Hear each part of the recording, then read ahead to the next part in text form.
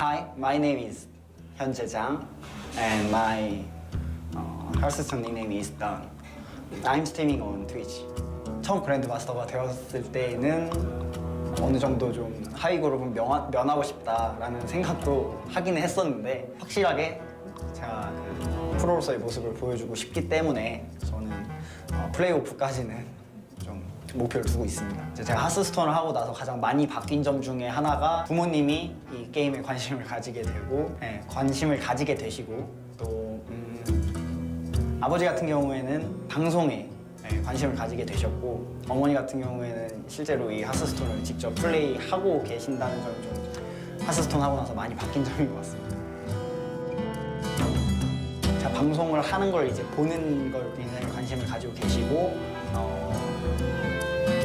아침에 이제 방송을 안 켰을 때 가끔 연락을 하시기도 합니다. 이제 2015년에 제가 처음으로 이제 우승을 하게 됐을 때 그때 한국에서 처음으로 1억이라는 상금을 획득하게 됐고 이제 그걸 기념하듯이 팬분들이 그 100K 원에 대해서 좀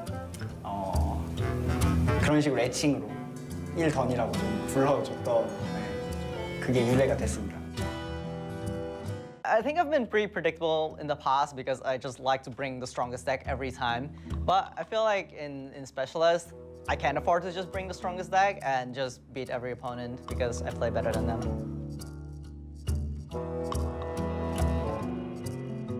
I respect Pathra a lot as a player. Like, she's very smart. I've seen her play since 2016. We've played together and I've gotten to know how she thinks about the game. And she is really good. I feel like there's people might look down on her because she's a woman, like the only woman in the tournament, the only girl. But I think people shouldn't look down on her. I think she's really good and she deserves to be here. Interesting stuff you may not know about me. I'm a very free spirit. I do everything what I want to do in life. If there's anything I want to do, I just go for it. I don't think about it. And if there's anything I want to achieve, I just do it. So like, to give you an example, I quit college to pursue fashion photography. And then I ended up quitting fashion photography to pursue a pro gaming career in Hearthstone. Even though everyone was super confused about all my career choices and didn't understand why I was constantly doing these type of stuff. That's just me. I like doing everything. Oh, before that, I was also doing breakdancing and I was working as a breakdance teacher. So yeah, I have lots of stuff I like to do.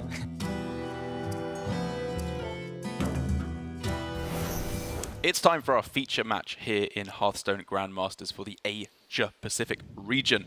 Tyler versus DawN is going to be our match up here, which I'm very excited in terms of the players and the standings that they hold in Grandmasters, as Tyler is at a 5-4 record, I believe 4th place in Division B, whereas DawN is sitting at 2nd, 3rd place with a 7-2 record. So he's looking a little bit stronger, but Tyler, I think, the leader of the pack that is not in the 3 golden boys right at the top of the region.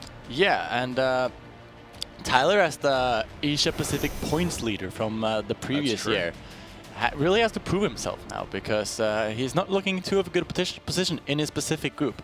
5-4 score would be a pretty good position in most other groups in GM, I believe, but in this specific group where some players are performing really bad and other players are performing really good. Yeah. A 5-4 score is actually not that good, and he's currently 2 wins away from both 2nd and 3rd place. So if he ends up taking a loss here to DawN, it might be that he's just too far away and not looking in a spot to give himself a playoff spot anymore. And if he is going to take a win, he is going to have to win with his rogue deck that we see here. Super standard version of the Water Rogue with the Sea Giants in there, with the Burgle package as well. He's already actually played a mage this week, which did not go his way. So it's looking like his work might be cut out for him, despite the fact that a lot of players attest to the fact that the Rogue is in a pretty good spot against the Mage. But as we can see here for DawN, pretty much the most standard version of Mage that is available at the moment. With obviously the Frostbolt being teched in there. I know that is a card that you personally are pretty fond of in the Frostbolt. Yes, the Frostbolt, just a very good utilization card. It's been one of the core cards in Mage, just overall throughout the Hearthstone history, and yes. I believe that in the Cycle Mage is just a very sweet card that can just deal with a lot of the current tree health minions in the metagame. Yes, I think it can be very, very effective indeed. Against Tyler's deck, I think it's going to be reasonably powerful. He doesn't have any of the early curve cards like Henchclan Thug, which I believe Patra brought this week, which can be very, very strong against the Mage. But interestingly enough, one of the strongest cards, or some of the strongest cards I find against Mage, aren't even the infamous early game cards like the Evil Miscreant, despite the fact we know how powerful it can be. It's SI7 Agent, it's Blink Fox, it's the Henchclan Burglar, just cards you can throw on the board, which represent a decent amount of early game attack that the Mage really struggles against. Yeah, keeping up the consistent pressure in the early game is one of the biggest weaknesses of Mage, just specifically because that Mage just doesn't have too much removal. It does have the one of Frostbolt Hair in DawN's case, but besides that, there's not too much reactive stuff. And it's more of a combo-based deck where you try to do extremely powerful stuff with a combination of cards, yes. either with the Sorcerer Apprentice and the 1-mana spells together with the Cyclone, or with the Giant into the Conch Calling. So having consistent pressure in the early game can leave the Mage very weak because they're just not able to deal with it. They are not. However, we've also seen from the Mage, it's not like they are purely a combo deck that tries to extend the game into the late game. We've seen time and again, especially from Alutemu, a player that I've really enjoyed watching him play on the Mage, a lot of early game explosions in terms of board control, being able to go for Khadgar plus Mirror Image, the Sorcerer's Apprentice plus a million cheap spells, maybe with a Mana Cyclone as well. The Mage, if played correctly, I think recently especially, has shown that it has a lot of very powerful early game plays. Yes, and yeah, as you mentioned, Alutemu been playing Mage in a very unique way and getting the one win and 1 loss versus Rogue this week, but in general I felt that his game plan was very strong, and it's rewarding him with currently being the #1 player in his division at 8-2 score and looking very good for playoffs. And we will see if DawN manages to also get to the 8-2 score and look extremely good for playoffs, being that Tyler is the player at the current 4th place. Yeah. And I believe that if Tyler loses today, DawN will be guaranteed to be 3 wins away from 4th place, which is almost secured playoffs, I would say, at that point. So a very important game for both players. Very much so. I think for Tyler it might be a little bit more difficult, given that I believe he is still in Las Vegas following the Masters Tour event that we had last week. Some of the players have stuck around a little bit to hang out with some of the players from other card games who were there this week, and we've seen a lot of pictures from him hanging poolside with Oskaka and the boys, but I do believe that makes it very, very late for him right now. Yeah, if I would guess, it would be around 3 a.m. in Vegas right now, which is prime time Vegas, right? So maybe he's feeling very good, but we will see. Hopefully he's able to shape it up a bit from the last game he played, because he wasn't very happy with his own play, and he openly said that on, for example, Twitter. So hopefully for Tyler's sake, he's able to play well and take the win here versus DawN, because it's super important for him. Yeah, 3 a.m. Prime time for some clandestine activities in Vegas. Maybe not so much Hearthstone is what you're looking to do at 3 in the morning. You might be a little bit tired. But, you know, Tyler is a player who has shown a lot of resilience in terms of just, like, his physical and mental fortitude when playing Hearthstone, because his reputation is that of a grinder. That's kind of the meme about Tyler, is that back in the day, old Tyler, if you will, would stream for like 15, 16 hours a day, getting ridiculous amounts of points and very strong finishes on ladder. That's why he joined the elite club of #1 points earners in their region last year, to which I believe it's just you, Saiyan, and Tyler as the 3 points gods of last year. Together with Shouty also. Oh yeah, of course, Shouty from the China region. Yeah. And a very different type of mulligan from DawN here. Very different. We saw that Alutemu, which we strongly Praised his play. Praised. Very consistently keep the Mana Cyclone. But here we see that DawN rather choosing to keep the Banana Buffoon and the Sandbinder and mulligan the Mana Cyclone. Yeah, it's a bit of a different beast to Alutemu's deck, because I believe Alutemu wasn't even running the Sandbinder at all. He was instead opting for the Luna's Pocket Galaxy version, as opposed to the somewhat more standard Sandbinder version. And it makes sense, because, you know, when you're on the play rather than on the coin with the Mage, I think just looking for proactive minions to throw down is generally a very, very safe line of play. Yeah, and As we can see Tyler on top of the screen, he... Why are you laughing, Derek? I mean, he just looked very, very tired when the screen froze there for a second. Okay, Derek. I'm sure he's fine. I'm sure he's looking in a pretty good position. He has the coin free drop and the coin into free drop, which is one of the stronger curves, I would say, versus the mage deck. And DawN keeping a very slow hand is going to look very weak to this, I believe. Yeah, I mean, this is obviously not the nuts of what you're looking for, because it's not a huge Edwin, which is the absolute dream a lot of the time, or all of the time. But with double Blink Fox, like you said, this is very, very aggressive curve that I think DawN is going to have to find, you know, some alternate route of answering for, because if he just curves out Banana Buffoon into Sandbinder, the answers are there for Tyler for 0 mana. Just backstab into the Vendetta as well. This is looking very strong for Tyler. And yeah, he also managed to pick up the book of specters from the Blink Fox, which we have seen multiple times this We have. This weekend, I believe. I think Patrick got it twice in one series, if I remember correctly. Yeah, and DawN looking very weak versus this powerful curve from Tyler here.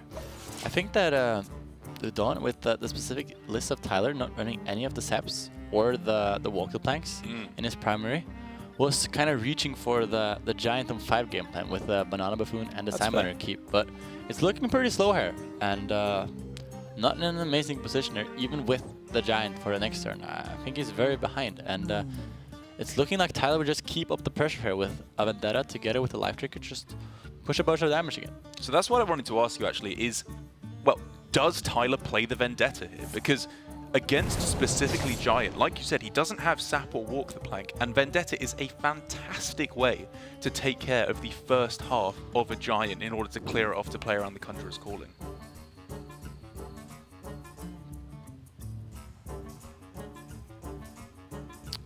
Yeah, it looks like Tyler is... The backstab was a weird way to start off the turn, though, I've got to be honest.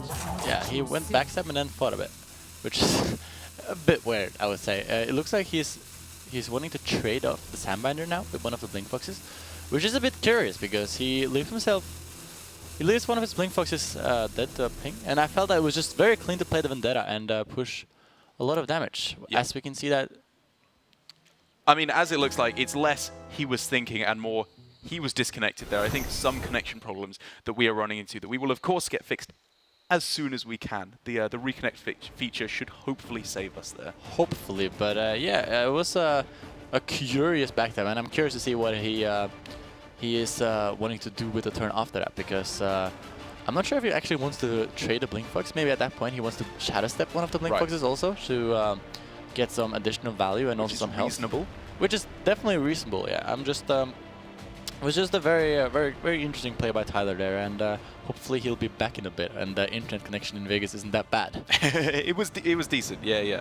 But I think the fact that he didn't use the Vendetta there is, as we can see here, we are back in the game, was a pretty interesting point. And he does because decide to, of the fact that it plays into killing off the Mountain Giant. Wow. Okay. I guess it's looking pretty good now. With in mind that Tyler picks up a 3-mana Treefort from the Blink Fox. This was a beautiful play by Tyler. This doesn't... No, this doesn't mean that when he kills a minion he draws a card, does it? Because it's not the hero power that's... Like, if he kills a minion with his dagger, he doesn't draw a card off Pyromaniac, right? Because it's the hero. He does not. It's always disappointing with all the mage hero power cards that they seem like they'd almost work with the rogue dagger, but they obviously never do. Like Spirit of the Dragonhawk could give you cleave on your weapon swings. Yeah. Yeah. But it obviously doesn't. No. Same with Druid, for example, with the hero power from them. Exactly. But we don't see Druid too often recently, and we're actually going to see it later today with Samuel, sadly. We are indeed. On the Token Druid. Tyler here, by holding on to the Vendetta here with a play I actually quite like now that I've seen it more. The whole like shadow stepping of the backstab and shadow stepping of the Blink Fox I'm less sure on, but saving the Vendetta overall I'm actually very, very fond of. Yeah, I think that made a lot of sense too. He was a bit fortunate getting an additional card to play there. That was the nuts. There was nothing better. It was than really that good. I'm a bit curious why DawN wants to mana cycle on the Giant here. He wants to use the Nova already. I think he's in a pretty bad position, and he thinks that he needs the Giant to live, which is a fair thing to do. He could have also potentially gone for a Giant Banana Innervate Cyclone turn here, but he felt he left himself way too weak to burn from Tyler in that case. Tyler in so nearly such a fantastic position of being able to go Sea Giant and rush it in with the Goblin Lackey. Obviously 1 mana off from being able to execute that play. Yeah, and as Tyler here, you are pretty afraid because DawN just went for the Giant play, and a value trade plus Conjurer's Calling would be terrible. That is very scary for next turn, especially in the case where DawN picks up one of the 7/8 Giants. And Tyler just decides to reach for his deck. He could have potentially played a Sea Giant this turn, but if he played the Sea Giant, he would have actually been weak to the Banana, value trading the Sea Giant to get it with the Conjurer's Calling. So I think it's a very smart decision here by Tyler, not playing the Sea Giant. He just wants to keep going as wide as possible, because right? The Sea Giant, even though it's a lot of stats, it would actually be weaker through the Conjurer's Calling from DawN, which he doesn't have in this scenario, but he can draw it. He could draw it, and it would be interesting to see if he decides to go for it or not, because he could also potentially go for the Celiax turn here with a double banana. With a double banana, yes, but he's leaving himself with not too many cards in his hand and looking a bit weaker in the late game then. And it might be that he has to just be optimistic here and go for the Conjurer's Calling. And he's making a very optimistic play indeed, and he is decidedly not rewarded for it. Yes, and looking pretty bad here for DawN. Yeah, I mean, it's looking over, I think, for DawN here. Mana Cyclone surely should have gone for 1 banana there, right, for the hope to hit Ray of Frost, because now he can't play any spells that he gets this turn. Maybe. Yeah, I would have even maybe considered going face there, because going for the trade game plan doesn't really seem to... Yeah, maybe he gets double Fireball. Going face there is just You're very, very often dead. Yeah. We would almost guarantee to be dead, I think. I don't think there's very many hands that you're not dead versus, and Tyler would have had exactly lethal if he decided to go face. So the trade is very reasonable, and he just wants to hope that Tyler can't push too much here and he's forced to do some bad trades into the Giant, or go face a bit and leave up the Giant, and then a potential Conjurer's Calling top deck could get him into the game again. Yes, and I do want to bring up again, speaking of Conjurer's Calling top decks, I think even though it was a very risky play, we've talked about this already, the risky versus safe versus good lines and how it can often be falsely represented. I think for DawN going for the draw there to hit Conjurer's Calling made a lot of sense, because if he went for Celiax plus Banana Buffoon, his Giant very likely would have died, and then Conjurer's Calling is just not a good top deck from that point onwards.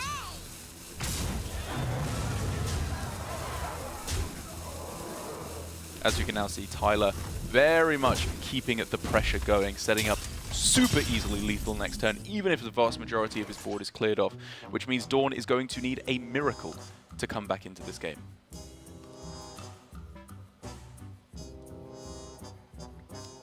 However, if we were to see Flame Strike... Oh no, that's still on the other side of the board. Yeah, sorry, I was looking at the Mage card from Tyler's hand and thinking Mage. The Blast Wave does not clear off the board. It's got to be like Ziliax Ping, right? Like, that's it. Yeah, there's just not a lot of good options here for DawN. He has a very expensive hand, and we have seen that the expensive hands haven't been the hands that consistently get there versus Rogue. But also this game, to be noted that he did go for the Giant game plan, and he just didn't have the Conjurer's Calling to follow it up, so it didn't quite work out for him. And Tyler just also putting on the consistent pressure with the Blink Fox and 3 on 2 into Blink Fox and 3 into a 3-4 on 4. Correct. And I believe this is not it's pretty close. If he goes Dagger and bounces back the Kobold Lackey, even then that wasn't lethal, but it's just putting forward a huge amount of damage. And if given he the goes for the Evolve Lackey though and gets the Kokron, that would be lethal. You are not wrong. I think I like him developing a little bit more options for next turn, however. But it would have been lethal. It would have been lethal, and for DawN now, he needed a miracle And with Stargazer Luna and a Sorcerer's Apprentice, maybe this is the miracle he was looking for. He might... no, there's no way. Is there no way? Okay, there If is he a way. hits Frostbolt and if he hits Frostnova? Frostbolt and Frostnova, there is a way. Yeah, if he hits Frostbolt and Frostnova, there is a way. That was a way, right? I mean, I guess he's going for the out of Ice Barrier instead with this line of play. But this line just doesn't put on any counter pressure. Yeah. I think I would have preferred the Stargazer Luna line, right? Or this could also find Mirror Image. But the mirror image is... I guess mirror image just isn't enough. I think I would have preferred a Stargaze Luna line also. I just don't think the random spells are good enough on average. But don't decide to go for it. He could also potentially get a barrier that would have potentially kept him alive. But it's not looking very good. Now he's going for the Luna. Yeah, he ends up He ends trying up to have his cake and eat it with this line of play, but I don't think he'll be able to do either. Yeah. Behold the tools of And creation. he's doing some stuff. But, Well, that was kind of the perfect series of draws that he could have gone, but I think even then, it's just not going to be good enough. Behold He the does hit the mirror tools of image, though. creation. Which is almost enough. almost making me die. Okay. I'm going to take a sip of water. But as we can see, Tyler is able to take the victory there. Very importantly, and it was looking pretty likely right from the start of the game with the double Blink Fox opening, even into the Pyromaniac, getting a very important win against the Mage, which has been doing pretty well so far against the Rogue.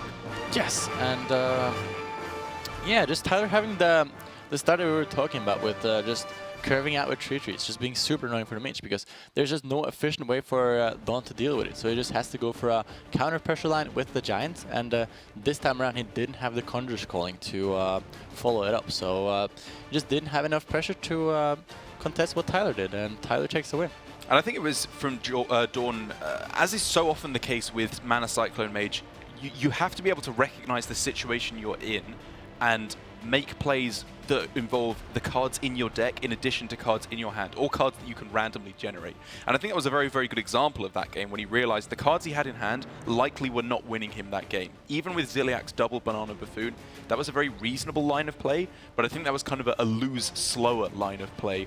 Whereas if he went for the Conjurer's Calling off of the Arcane Intellect, he had a really good shot of being able to take that game. So I think it was a big risk he took, but the upside could have just been winning the game on the spot. Yes, and yeah, he got punished there for that, but I don't think he would have won any game anyways, Yes. which is the point. So it's a correct play by DawN, but it just doesn't work out versus Tyler. I think played very efficiently there. He even saved his Vendetta for the first Giant, which was very good for him, and just putting on pressure and taking down the Mage. He did indeed, and I think it's going to be getting even easier, if my assessment is correct, for Tyler from here on in, as he has an anti-mage secondary deck, being able to substitute in Betrayal, Fairy Dragon, Sap, and Walk the Plank, whereas DawN looks like he does not have an anti-rogue sideboard, which is kind of interesting for the mage. We've seen a lot of players, Alutemu in particular, going for the double halftime scavenger to be able to fight back against the rogues, whereas DawN has an anti-warrior and an anti-mage sideboard. So when we get confirmation in a minute, I would guess that Tyler is going to switch. DawN will stay the same, and it will get even better from Tyler for here on in. Yes, potentially, but as we've seen earlier, when the Rogue switches up a bit, it might be that it opens up for different game plans for Mage, and That's true. other game plans being more efficient than the normal Giant game plan, and that's what we've seen at least. But on paper, Tyler's secondary is a lot better in the matchup, and now that he already took a win with his primary deck with no text for the matchup, it's looking pretty good for him. It is looking pretty good for him indeed. We're going to have to see Tyler, however, I think, use the cards that he's teched in a little bit more effectively than we saw yesterday. On the first day, because when we saw him play with the sideboarded Mage, Rogue against Mage, he kept the Walk the Plank when he was on the coin, I believe, as the Rogue, which I think is a little bit of a misrepresentation of how the matchup generally goes, because when the Mage doesn't have coin, the likelihood of them playing an early Mountain Giant is very, very low, and therefore the Walk the Plank is just not going to be that good. Yeah, I felt that was a big misstep by Tyler, and he openly said he felt he played bad in the matchups. So we'll see if he manages to do it a bit better this time around. And I think that especially on the coin, you're not supposed to look for the Walk the Plank, especially as a one-off keep. If he had the pressure together with it, I would see it as a potential keep, but still, I'm not sure if it's the card you're looking for on the coin versus the mage deck, which is very likely to go aggressive versus you in the sideboard from the rogue. So, having talked about what Tyler's game plan is going to be in terms of trying to use his cards that he's teched in effectively while keeping up the pressure, on the other side for DawN, you were talking about alternate styles of play for Mage. What should he be looking for most heavily in the mulligan and also in his game plan up against Tyler's new secondary deck? In general, you want to look for the type of combo cards with the Sorcerer Apprentice and the Mana Cyclones. In my opinion, I think both of those are very strong for potential combo turns later and generating a lot of new random cards together with a lot of tempo. I also think that cards like AI and Banana Buffoon are just very good in general to just build up your hand and make the combo turns even stronger. As we do get confirmation there, taking a look at Tyler's secondary deck, he's switching over there to the anti-mage. Betrayal, 2 Fairy Dragons, Sap and Walk the Plank come in favor of Evil Cable Rat, 2 of them, a Life Drinker, a Wagglepick, and a Ziliax. I think this is an exchange that I personally like a lot. We saw on the previous couple of days, I believe it was from Flurry, who substituted out Backstabs from his Rogue against in the anti-mage sideboard, which you and I agreed was a little bit susceptible to those alternate styles of play, which Mage can throw down with the Mana Cyclones and the Sorcerer's Apprentices.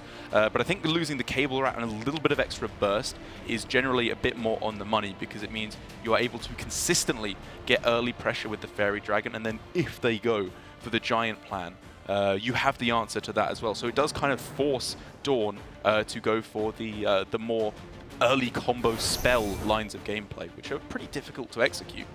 Yeah, and as we also got confirmation, DawN is still staying primary, not doing anything too fancy there.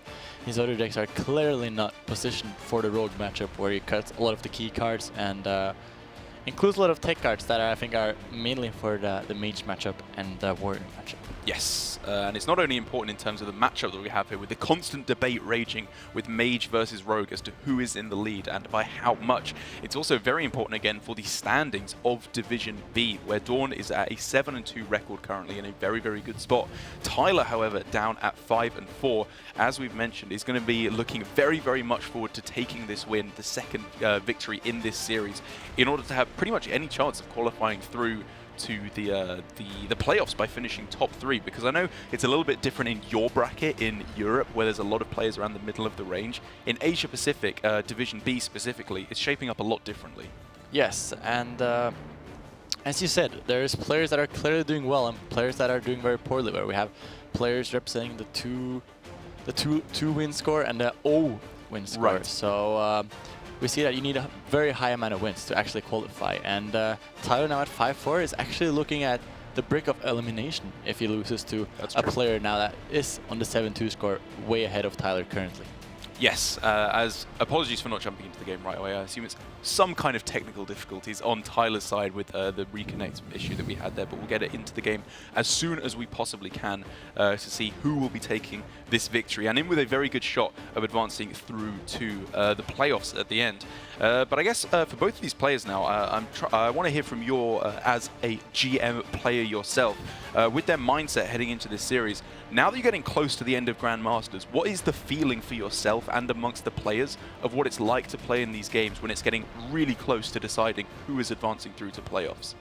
I don't think we have really gotten to the games yet where it's just literally whoever wins the game will qualify versus you just out of the league. But there's definitely a lot of pressure on these games, and it's a very different type of environment from what most of the players that competed in the system last year was used to competing, where every single weekend we were playing these open cups, or not open cups, but open tournaments, where we were playing a lot of games in the weekend, compared to now only playing 2 games in the weekend. Also, we had to commit ourselves to an entire lineup versus just committing ourselves to a deck. It's really just a very different way of playing the game, and it's been pretty hard to get used to, but there's also, I imagine that there's going to be a lot of pressure going into the last couple of weeks, because then we have a lot of information on what our opponents have been doing in the previous weeks, and we know that a submission or a single deck submission where you face off against one deck can end up deciding whoever qualifies to the playoffs, which is a pretty big deal. And I hope that there won't be too many of the scenarios where a lot of the players are at the same score and tiebreakers end up mattering, because the tiebreakers are it's less exciting. Yeah, it's less exciting, right? You want players to clear do well and clear do good. If you suddenly end up with 3 players at the 8-6 in score and only 2 of them or 1 of them qualifying, that will not look very good for the player that doesn't end up qualifying. So we will see, but there's definitely a lot of pressure for the players there. We've seen that kind of affect a lot of the players also with having some small blunders with misordering and just doing some mistakes in general, Yeah, I mean, we've seen actually pretty consistently, I think we can agree, some plays that are not actually up to scratch from what these players, from what we know that they can do. These are, again, these are Grandmasters. These are the best players from every region assembled to battle against each other. And I think, you know, from all of the regions, it feels like the players recently have been struggling to play at the highest level, which I think is due to the fact that a lot of the decks at the moment they're very, very even against each other, and they're very difficult to play. Like the Mage in particular, there's been a little bit of debate with Viper saying he doesn't think it's actually even that difficult to play, but I know that you are of a different opinion as to how difficult the Mage is to play. Yeah, I hardly agree with that statement from Viper, but at the same time I get where he's coming from, and from a very simple perspective, the Mage is very easy to win with if you have the, what do you call, the nutty hand, right? Yeah, with the giant and the dream hand with the giant and the counter sculling, or that has especially been the historically dream hand. But as we can see in GM now, people are being able to maneuver their hands in different ways that have rewarded them quite a lot against this specific rogue build of playing more cards lean towards the giant build. And I personally think it's a very difficult deck because you have to handle so many different outcomes and different game states. Like almost every game is different, and there's a lot of different routes you can take in each and every game. A lot of the time it's just correct to Conjur's calling your early jumps and just keep on the pressure, and a lot of the time you're supposed to go for a even later win condition with the Antonidas. And also there's a lot of random scenarios together with the Mana Cyclone. There's just a lot of different things. There are indeed. As we are finally ready to jump into the game. Apologies for the delay there and the endless talkstone. I assure you, we enjoy it about as much as you do. Tyler, on the coin with the walk the plank, deciding to mulligan it this time around. He's learning. Changing it up from last time. I like to see that a lot. Admitting that last time he did a mistake. Yes. And now he's shaking it up a bit and doing something else. Much more like it from our boy Tyler. I think I mean, even just from the last game, we saw how powerful the curve was of coin, Blink Fox, and then follow up with, what was it, the Pyromaniac as well. Essentially, just curving out with your minions is the strongest thing that you can do against Mage. Yes. And so for this early game, for Tyler, being able to go for the Evil Miscreant, while, I mean, I don't know, it seems absurd to say that coin Evil Miscreant is not the dream play, because it's not quite as much pressure as something like a Blink Fox or an Edwin even would put on the board, but it is still very, very reasonable in terms of the amount of pressure that it puts onto the board, especially when you factor in the lackeys as well, that really start to amp up the damage he's putting forward. Yeah, and DawN here deciding on turn 3 to go for a very risky Luna, I would say. It's weak to a lot of the potential lackeys and also the potential of just backstab or Blink Fox. I'm a bit curious that he decided to do that. It's a very optimistic play, I would say. It is, and like, it kind of is a good answer to the Evil Miscreant, due to the fact that Miscreant obviously has very low attack total for the 3 mana cost that you pay for it. But I think like the Arcane Intellect there, he was in a pretty good spot to try and draw either Mana Cyclone or Mountain Giant and go for that line of play, whereas now he's kind of forced into going for the AI on a mana inefficient turn. Also deciding to not pull the trigger on the magic trick here, which is also a bit curious because there's a lot of value having the magic trick for later for more information, but right now without a Sorcerer Prince in hand, it is a bit expensive to play the magic trick and use 1 mana on it, and having the potential of any card that costs from 1 to 3 mana, or 0 to 3 mana rather, for the next turn could be very important for him. So it's a bit of a weird spot now for DawN, where his hand, as it currently stands, is like one card away from being insane. Either Sorcerer's Apprentice or Mountain Giant would make this very, very powerful for him. So I think I actually like going for another Arcane Intellect here. Like, at first glance, it seems a little bit greedy because he already has a huge amount of cards in hand. But the cards in hand just don't synergize together well enough to come forward to a victory, I think. And DawN actually deciding to just Frostbolt the face rather than going for the ping, which is a nod to Tyler attacking this turn and shadow stepping a potential powerful minion. What do you think about that? That's true, actually. He wouldn't have overdrawn. At first glance, I thought it was a consideration for not overdrawing a card. But what it does now mean is that, yes, he prevents 4 damage and a potential bounce on an important minion, but it also means that Giant off the top is no longer playable with Conjurer's Calling or Frost Nova. Yeah. Which is a huge deal. That is a very big deal. And personally, I think that this Waggle pick just will get a lot of value anyways. Yeah. So I would personally lean towards that just not being worth it. Gotta be honest, kind of wanted the Giant to come off the top to illustrate our reasoning there. But I'm sure. Well, it's not only the Giant up the top, it's more about just you saving a good card. Yeah, utilizing your card, because that Frostbolt could have been used to kill one of these 3/3s. That ping would have been used to kill off one of those 1/1s. That Waggle pick will still attack face at some point. It's true. I think that is just a misstep by DawN. Now you see that he has to go for a incredibly weak play with playing the Sylax here, leaving him susceptible to the Cobalt Aki that we know he has. And we also know that he's very likely to have the Togwaggle, and DawN just looking in an incredibly bad position. It's not even just the Togwaggle, it's the fact that he knows that Tyler has a Kobold Lackey in hand, which deals with the Ziliax for 0 mana with no healing as well. Yeah, that was what I was talking about.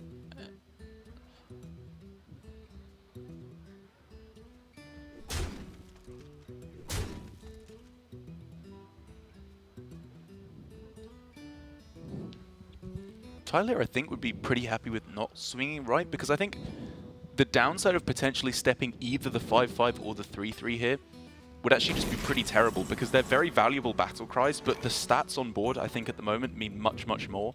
So I really like the hold on the swing there from Tyler. Yes, and DawN here managing to pick up one of his potential swing turns. True. With the Khadgar into the mirror images, but also that being a swing turn also leaves into Tyler's tech inclusion of the Sea Giants in this matchup. That's true. Which will be 0 mana, which is very scary from DawN's perspective. So maybe from DawN, we see him trying to play to his own out of Sea Giant, because we could see Khadgar, Mirror Image, and Frost Nova on this turn, which would mean a...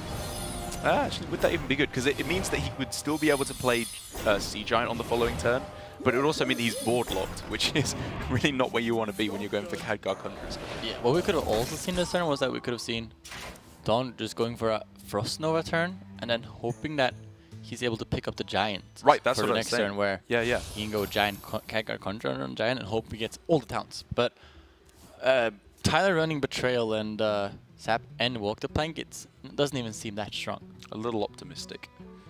But it's just an incredibly bad position for DawN in general. I'm not even sure how he gets out of this. It's just... I mean, his hand is just looking weak, and... yeah.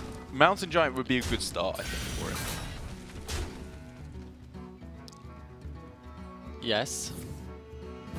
From DawN's perspective, the Mountain Giant isn't even that good necessarily, because... Well, like, obviously... a bit funny. Yeah, obviously the answer could be there to the Mountain Giant, but something has to go right for DawN. Like, you know, Mountain Giant is one of the cards that gives him a chance, depending on Tyler's hand. And also, now, where Tyler in the previous set yesterday board locked himself, we see that he's clearly deciding to leave himself with one space at least. Ah. So he's learned from the not keeping the walk the plank and not board locking yourself. Yeah, we see clear approval here by Tyler, just playing around stuff that he didn't play around in his set the other day. Which means our Hearthstone Grandmasters Most Improved Player of the Week award does in fact go to Tyler. Didn't know that was an award, but yes, it does go to Tyler. I just made it up.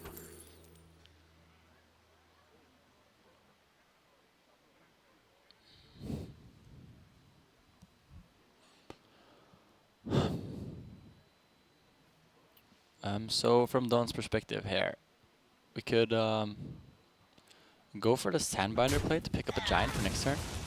But he's decided to go for the Conch Calling on He just wants to fight back on free board. drop. I assume that he's gonna try to put a cycle in here and generate some more random spells. I think that he's supposed to go for the Cyclone first. Or how many spells does he generate here? I think he's supposed to go for a Cyclone first because now he's gonna fill his hand. And he really wants the card draw. No, yeah, that was definitely a mistake. So that's a small mistake there by DawN. He gets some, I don't know, like reasonable cards here. Snap Freeze and Frostbolt and Polymorph are very strong removal cards, but it's just too much mana, I think, for him to spend in the coming turns when Tyler is just not slowing down at all in terms of damage. Yeah, I have disagree with some of DawN's small decisions this game. I feel like he's just taking some directions a bit wrong and small decisions that could end up mattering towards. And with Tyler here pick up the combination of Sorcerer Apprentice and Antonidas from Fossil. It's a bit interesting. That's more than interesting. That is potentially insane. Again, DawN's deck generally doesn't run all too much hard removal. He does have the Snap Freeze and the Polymorph now, but for Tyler, even if this onslaught of minions he's throwing down doesn't get there, having the backup of all those fireballs is absurd. And now Tyler is choosing to go for the Discover pretty late here. Has a lot of decisions to make on a very short time. He could do a lot of different stuff here, but there's not a lot of time to consider what to do.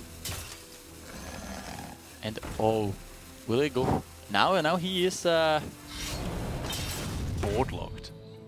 yes, but he does have two Shadow Steps, so it's not a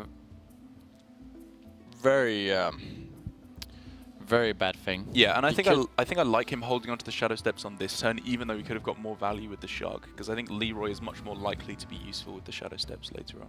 Yeah, there's just a lot of decisions there for Tyler. I think that DawN will most likely decide to go for a counter lethal push, if that is possible. Do you think that is possible, Eric? So what, Frost Nova, Conjurer's Calling, double Banana, and then push everything face? I mean, it seems like one of his best shots, right? It's either that or Mountain Giant, which is not even playable with Frost Nova or Conjurer's Calling this turn. Was this right? I guess this allows him just to to go for mention, a like counter last turn, if he would have played the not the Mana Cyclone last, he would have actually he would have drawn Evocation, right? and he would have been able to play the Giant. That's an excellent point. Which would be a huge difference at this point. Yes, that would be an Like extra an Giant on the board. unbelievable difference. And currently with Tyler's hand, he does have no answer to that Giant besides killing it with the Leroy. So that is something that might end up mattering. I think it very possibly could.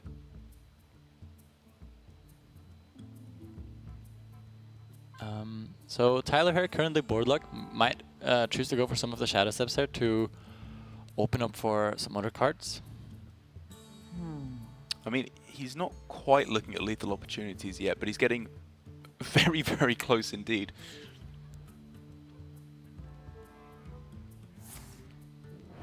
He's Shadow Stepping the Henchcon Burglar.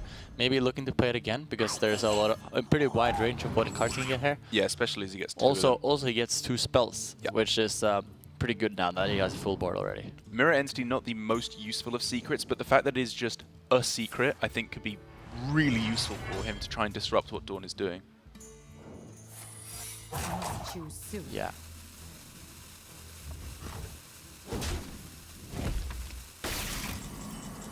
If DawN manages to pick up another Frost Nova here,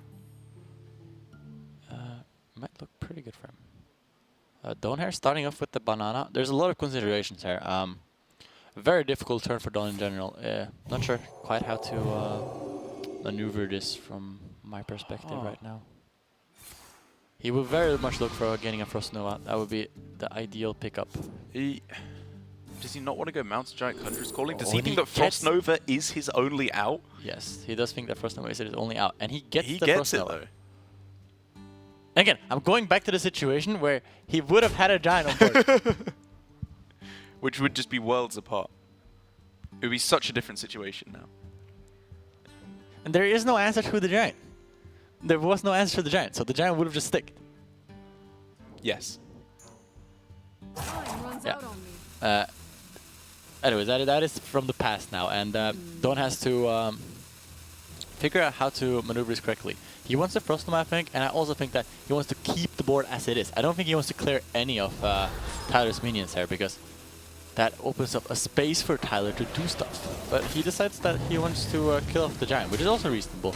Maybe he sees that he has opportunity still to get back on the board. I think that's pretty hopeful. I think that by far his most likely avenue to victory was the burn plan. But if he went for, what, a ping on this turn instead, or a banana, that would have been like 16 damage, and then he would have had 8 damage on board. Like, maybe he could have gotten there with a Giant Conjurer's Calling, but either way, it was looking super unlikely. Also, an important fact about Betrayal that I actually think about is it can only attack enemy minions. So you couldn't potentially Betrayal to unboard or play yourself. Yes. Yeah. But yeah, now Tyler, by DawN opening up a space, is able to play the Antonidas there, which is pretty powerful. Just starting to generate fireballs and getting them closer to lethal. But if DawN manages to pick up another Frost Nova here, it might be that it's enough to it's possible. It's possible. I mean, his plan has felt, I don't know, a little bit inconsistent in terms of whether he's going for the board control or the burn plan. But like you said, if he can find the extra freeze effect, he's in with a shot. Or just the Giant plan now, right? Because he can go Mountain Giant, double Conjurer's Calling. Well, there will be an opposing Giant. Yes. Which makes me wonder if he should have gone for the Giant as the first play on the previous turn when Tyler had a full board, so the mirror entity wouldn't have procced even if it was there, which it is.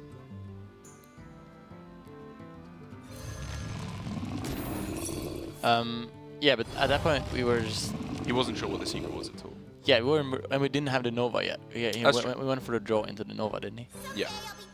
And DawN here, I think, is going for the double Conch Calling on the Giant, hoping to get a lot of taunts and hoping that Tyler doesn't have any efficient way of dealing with it.